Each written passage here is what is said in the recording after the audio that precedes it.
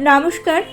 ঠাকুর শ্রী শ্রী রামকৃষ্ণদেব এবং মা শারদার চরণে আমার সশ্রদ্ধ প্রণাম জানিয়ে ভিডিওটা শুরু করছি। পৃথিবীতে যত প্রাণী আছে তাদের মধ্যে লোভ, লালসা, ঈর্ষা, হিংসা একমাত্র প্রকটভাবে দেখা যায় মানুষের মধ্যে। অকারণে মানুষ মানুষকে হিংসা করছে, ঈর্ষা করছে। বর্তমানে মানুষ নিজের ভালোয় যত না আনন্দ পায় তার থেকে বেশি আনন্দ পায় অন্যের দুঃখে। আর সব থেকে দুঃখের কথা, কষ্টের কথা কি বলুন তো, যারা আপনার কাছের মানুষ, যারা আপনার বন্ধু আত্মীয়, তারাই দেখবেন আপনার উন্নতিতে ঈর্ষা করছে। এরকম ঘটনা ঘটে কিনা বলুন তো? আপনি সারা জীবন স্যাক্রিফাইস করেছেন, কঠোর পরিশ্রম করেছেন এবং আপনার সন্তানকে ভালো গাইড করেছেন। তার সাথে আপনার সন্তানও কঠিন পরিশ্রম করে একটা ভালো জায়গায় চান্স পেয়েছে। তখন কি হচ্ছে? তখন আপনারই কাছের আত্মীয়রা, আপনার বন্ধু পরিজনেরা আপনাকে হিংসা করছে। যারা আপনার সামনে মিষ্টি মিষ্টি কথা বলছে কিন্তু পেছনে আপনাকে ঈর্ষা করছে, এরাই নীরব ঘাতক।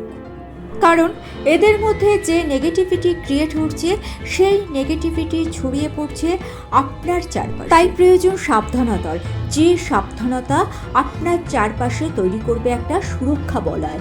আর এই সুরক্ষা বলয়ের মধ্যে আপনি, আপনার সন্তান, আপনার পরিবার থাকবে সুরক্ষিত। আপনার চুল স্পর্শ করার ক্ষমতাও কারোর থাকবে না। তাই অযথা দুশ্চিন্তা না করে আপনি আপনার সুরক্ষা বলয় নিজেই রচনা। এই বিশ্ব ব্রহ্মাণ্ড এবং সৃষ্টির রক্ষাকর্তা স্বয়ং পরমেশ্বর। যা কিছু বর্তমান, যা কিছু অতীত, যা ভবিষ্যৎ, তা সকলই পুরুষ। এসব অনন্ত ঐশ্বর্য, অনন্ত শক্তি, অনন্ত বল, অনন্ত তেজ প্রকৃতির আধার হলেও তিনি পুরুষ। তিনি অলস ও নিষ্ক্রিয় ও চৈতন্য স্বরূপ। তাহলে এখন প্রশ্ন আসে, ঈশ্বর যদি নিষ্ক্রিয় হন তাহলে তিনি কিভাবে এই জগৎ সৃষ্টি করেছেন?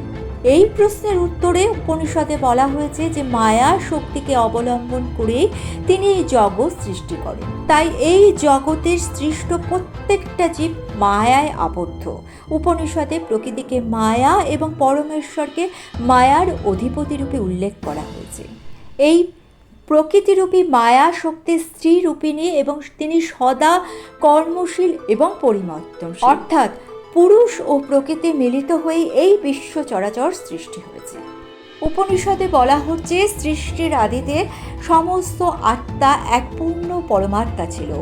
এই অবস্থাকে পরমাত্মা স্বরূপ বা ব্রহ্ম বলা হয়। এই অবস্থায় নিজের শক্তি কখনো কাজ করে না, তাই তিনি এক থেকে বহু হবার ইচ্ছে প্রকাশ করেছিলেন।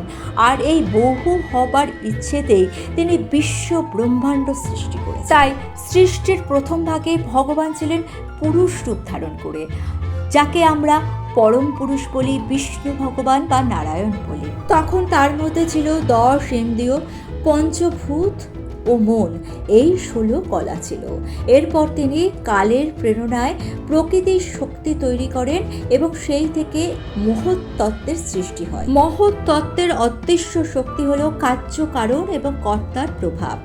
ইতি ইয়ং তেজ মরুদ ব্রহ্ম সৃষ্টি হলো এবং তারপরে পুরুষ ও প্রকৃতির বিচিত্র লীলায় তৈরি হলো এই বিশ্ব চরাচর।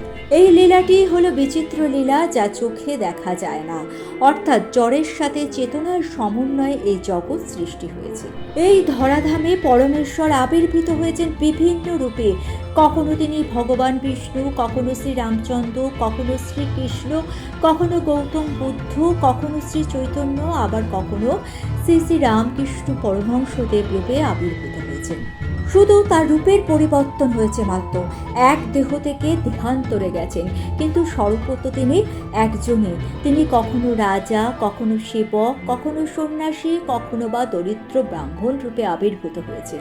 এক এক যুগে, এক এক কালে শ্রী ভগবান যে রূপে ধরণীতে অবতীর্ণ হয়েছেন, তাদের মায়া শক্তির ক্ষেত্রেও কিন্তু একই ধারা চলেছে।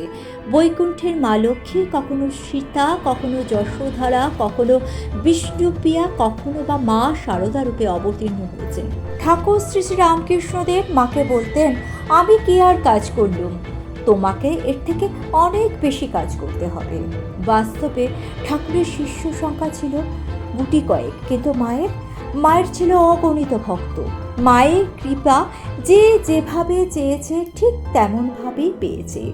কোমল হৃদয়া মা প্রয়োজনে কিন্তু কঠিন রূপও ধারণ করেছেন। শ্রী চণ্ডীতে যেরকমভাবে মা বলেছেন যে দানবেরা যখনই বাধা সৃষ্টি করবে তখনই আমি আবির্ভূত হব শত্রু বিনাশ করব। মা শারদার মুখেও কিন্তু একই কথা প্রতিধ্বনিত হতে শুনতে পাওয়া যায়। মা বলেছেন বারবার আশা এর কি নিস্তার নেই? যেখানে শিব সেখানেই শক্তি, শিব ও শক্তির থেকে নিস্তার নেই। আপনি আপনার প্রাত্যহিক জীবনে মায়ের ছবির সামনে ছোট্ট শিশুটি হয়ে যান আর আপনার মন প্রাণ সমর্পণ করে দিন মায়ের। মা আপনার চারপাশে এমন সুরক্ষা বলয় রচনা করে দেবেন যে যার মধ্যে আপনি থাকবেন একেবারে সুরক্ষিত। মা ভগবতী তার সমস্ত দৈব শক্তিকে ঢেকে মা শারদারূপে এই পৃথিবীতে অবতীর্ণ হয়েছিলেন। তার জীবনযাত্রা ছিল অতি সাধারণ, কিন্তু বাস্তবে তিনি ছিলেন অসাধারণ। মার এই সাধারণের আবরণ ভেদ করে মাকে বোঝা সাধ্য কারোর ছিল না। সাধারণ মানুষের পক্ষে মাকে বোঝা অসম্ভব। সাধারণ মানুষের আবরণ ভেদ করে মা কখনো কখনো প্রকটিত হয়ে উঠেছেন, আর তখনই তার দেবীত্বের মহিমা সামনে এসেছে। সাধারণভাবে শ্রী শ্রী মা শারদাকে আমরা সাধারণত একটি গৃহবধূ ভক্ত জননী রূপেই দেখতে অভ্যস্ত। তিনি নিজেও বারবার ভক্তদের কাছে সাধারণ নারী হিসেবেই ধরা দিয়েছেন, কিন্তু বিশেষ বিশেষ কিছু আধারের মানুষের কাছে তিনি তার স্বরূপ প্রকাশ করেছেন। যেমন ভগিনী নিবেদিতা এবং সিস্টার ক্রিস্টিন একদিন মায়ের সাথে দেখা করতে এসেছেন। কথা প্রসঙ্গে ভগিনী নিবেদিতা মাকে বললেন, দেবী আপনি আমাদের কালী। মা হেসে বলেছিলেন, না বাবু, আমি কালী টালি হতে পারবো না, সবসময় জিভ বার করে থাকতে হবে। তখন ভগিনী নিবেদিতা বলেছিলেন, না মা, আপনাকে অত কষ্ট করতে হবে না, আমরা আপনাকে জননীরূপেই দেখব। শ্রী শ্রী ঠাকুর আমাদের শিব আর আপনি আমাদের কালী। শ্রী শ্রী মা হাসতে হাসতে এই কথা সম্মতি জানিয়ে বলেছেন, হ্যাঁ বাবা, তা নয় দেখা যাবে। তার সম্মতির মাধ্যমে তিনি বোঝাতে চেয়েছিলেন বাস্তবে তিনি সেই ভগবতী দেবী। আরেকটি সাক্ষ্য মেলে ডাকাত বাবার কাহিনী থেকে। শ্রী মা তাদেরকে জিজ্ঞাসা করেছিলেন, তোমরা আমায় এত স্নেহ কেন করো? ডাকাত বাবা উত্তর দিয়েছিল, তুমি তো সাধারণ মানুষ নও মা, আমরা তোমাকে কালী রূপে দেখেছি। ঠাকুরের ভাইয়ের ছেলে শিবুদা মাকে একদিন ভীষণ বিরক্ত করছে, বলছে, তুমি কে বলতে পারো? তুমি বলো তুমি কি?